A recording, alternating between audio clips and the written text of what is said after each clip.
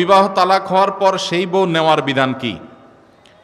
তালাকের পর স্ত্রীকে যদি কেউ ফেরত নিতে চান তাহলে সেক্ষেত্রে তালাকটা যদি ফেরত নেয়ার মতো তালাক দেয় তাহলে ফেরত নেওয়া যাবে। আমি একটা কথা প্রায় বলি, বিবাহ বিচ্ছেদের পর, তালাকের পর 15 বছর 20 বছর পরেও যদি আবার স্বামী স্ত্রী একসাথে থাকতে চান, সুযোগ আছে যদি তালাক দেওয়ার সময় সেভাবে তালাক দেন। আমাদের দেশে সাধারণত তালাক দেওয়ার ক্ষেত্রে আমরা 1 তালাক 2 তালাক না, পারলে শত শত হাজার হাজার তালাক দেই। স্ত্রীকে একা না পারলে স্ত্রী 14 গোষ্ঠী সহ তালাক দেয়, আছে না নাই? এগুলা বিভ্রান্তি। যারা বিবাহ করেছেন তাদেরকে বলছি, আর যারা বিবাহ করবেন তাদেরকেও বলছি, খবরদার, দাম্পত্য জীবনে স্বামী স্ত্রীর মধ্যে যত বোঝাপড়ার গরমিল হোক, যত গন্ডগোল ফাসাদ হোক, কখনো রাগ উঠলো আর তালাক ঝেড়ে দিলেন, এই কাজটা কখনো করবেন না।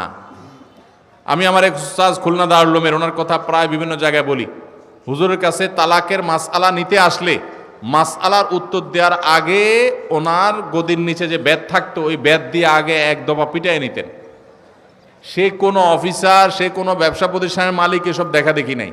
তালাকের মাসআলা কোনো পুরুষ লোক জানতে আসছে, এই মাসআলার উত্তর দেওয়ার আগে উনি বেতটা বের করে শরীরে যত জোর আছে জোর দিয়ে 4-5টা বাড়ি আগে মারতেন। ননদের কারণে, শাশুড়ির কারণে, বাইরের লোকের কারণে নানান ভুল বোঝাবুঝি তৈরি হয়।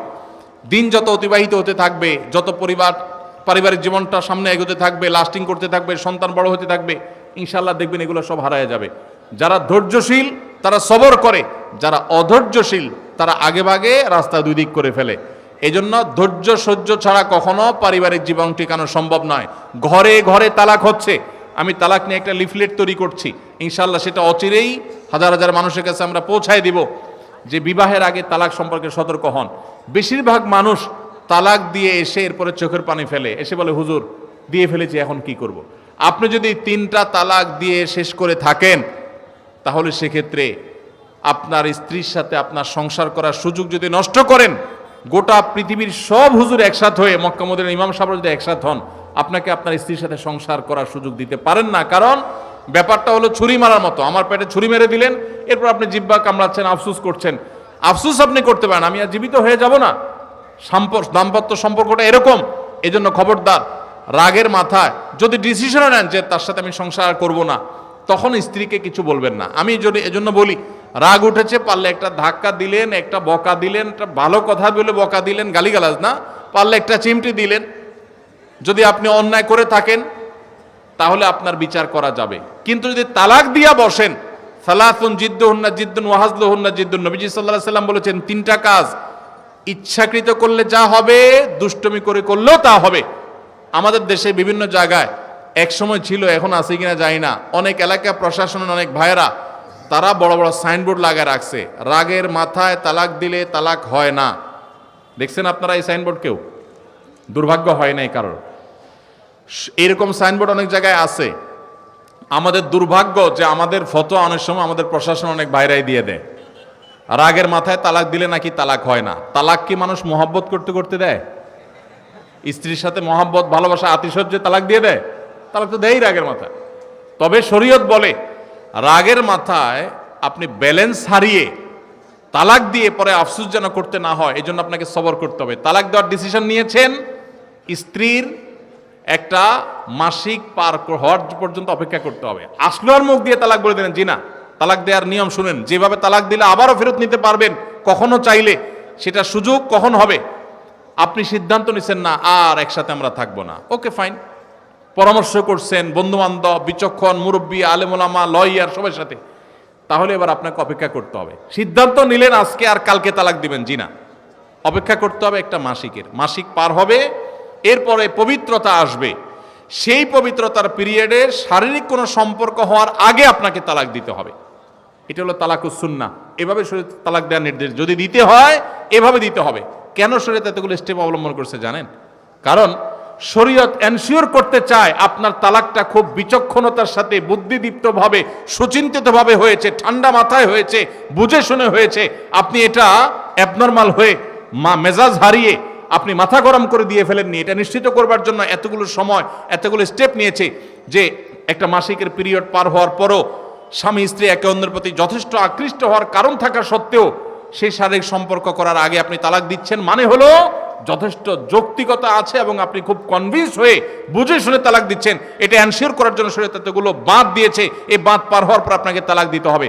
আমাদের দেশে হাজারের ভিতরে 999 জন মানুষ তালাক দেওয়ার সময় মুখ দিয়ে আসলো আর পট করে তালাক দিয়ে দিল। এটা সুন্নাহ তালাক নয়। এই তালাকটা, এইভাবে তালাক দেওয়া এটা একটা গুনাহের কাজ। এভাবে তালাক দিবেন না, তালাক দেওয়া যাবে না। এই জন্য যুবক ভাইরা যারা বিবাহ করবেন ভবিষ্যতে, আপনারা জেনে রাখেন ঘরে ঘরে তালাক হচ্ছে। ঢাকায় যতগুলো বিবাহ রেকর্ড হয় আনুপাতিক হারে প্রায় পাল্লা দিয়ে ততগুলো বিবাহ বিচ্ছেদ হয়। ভয়ঙ্কর ভাবে তালাক বেড়ে চলেছে। কয়েক জায়গায় মাহফিলে গিয়েছি, এলাকার চেয়ারম্যান সাহেবরা বলছে, ভাই আমি চেয়ারম্যান হওয়ার পরে যে বিচার আচার আমার কাছে আসছে, বিসমিল্লাহি করছি তালাকের বিচার দিয়া।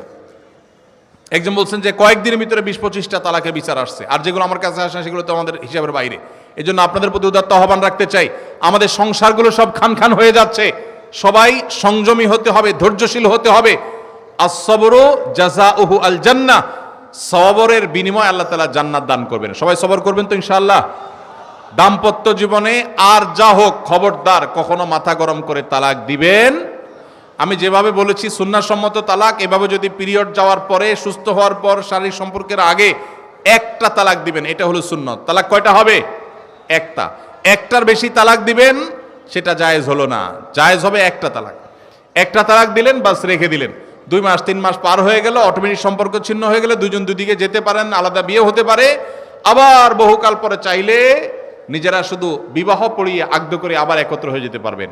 আর যদি আপনি একটা দিয়েছেন, আবার আরেকটা দিয়েছেন, 6 মাস পর আরেকটা দিয়েছেন, দিয়ে 3টা শেষ করে ফেলছেন, তাহলে আর কখনো বিবাহ যদি মক্কার ইমাম সাহেব এসেও পড়ায়, তারপর আর একসাথে থাকতে পারবেন না। আল্লাহ তাআলা আমাদেরকে এই বিবাহ বন্ধন এবং তালাকের ক্ষেত্রে শরিয়াকে মেনে চলার তৌফিক দান করুন। একজন স্ত্রী তার স্বামীকে তালাক প্রদান করেছেন, কিন্তু স্বামী তার স্ত্রীকে তালাক প্রদান করেননি। এখন স্ত্রী আবার তার স্বামীর নিকট ফিরে আসতে চান, কিন্তু তালাকের 1 বছর পূর্ণ হয়েছে। এখন করণীয় কি? প্রথম কথা হলো, তালাকের কোনো উত্তর এইভাবে আমরা কোনো সংক্ষিপ্ত প্রশ্নোত্তরের সেশনে বা কোনো মিডিয়াতে, টেলিভিশনে আমরা দেই না। কারণ তালাকের প্রশ্নের উত্তর নিতে হলে ডিটেইল সব লিখে তারপরে তার উত্তর নিতে হয়। এখানে একটু হেরফের হয়ে গেলে বেশ কম হয়ে যায়। এই আব্দুল্লাহ জাহির রহমানুল্লাহ প্রতিষ্ঠিত আসুন্নাহ ট্রাস্টের এখানে আলহামদুলিল্লাহ দাওয়া বিভাগ রয়েছে, গবেষণা বিভাগ রয়েছে। এখানে ওলামা একরাম, মুফতি সাহেবরা আছেন, বড় বড় দেশ সেরা ওলামা একরাম আছেন। সে সমস্ত ওলামা একরামের কাছে আপনাদের যাদের তালাকের প্রশ্ন আছে বিস্তারিত লিখে প্রশ্ন জমা দিবেন, তারপর উত্তর নেবেন। আমি এই প্রশ্নের উত্তরটা স্কিপ করলাম, এটা ফতোয়া বিভাগে উপস্থিত হয়ে তারপর উত্তর দিবেন। কারণ এক পক্ষের কথা শুনে বা আংশিক কথা শুনে তালাকের উত্তর দেওয়া যায় না। এখানে একটা সম্পর্ক থাকা না থাকার ব্যাপার, ডিটেল শুনতে হবে। সবচেয়ে ভালো হয় লিখিতভাবে প্রশ্ন করবেন, তার উত্তর ফতোয়া বিভাগ থেকে নেবেন, ডিটেল লিখবেন। এরকম সংক্ষেপে 2 লাইন 3 লাইন না। কি বলেছে, কি না বলেছে, কিভাবে দেওয়া হয়েছে। স্ত্রী যদি তালাক প্রদান করে থাকে তাহলে তালাক তাফউইজের জন্য কি শব্দ তিনি ব্যবহার করেছেন, একটু এদিক সেদিক হয়ে গেলে অনেক কিছু হয়ে যাবে। এজন্য এটা ডিটেল জানতে হবে।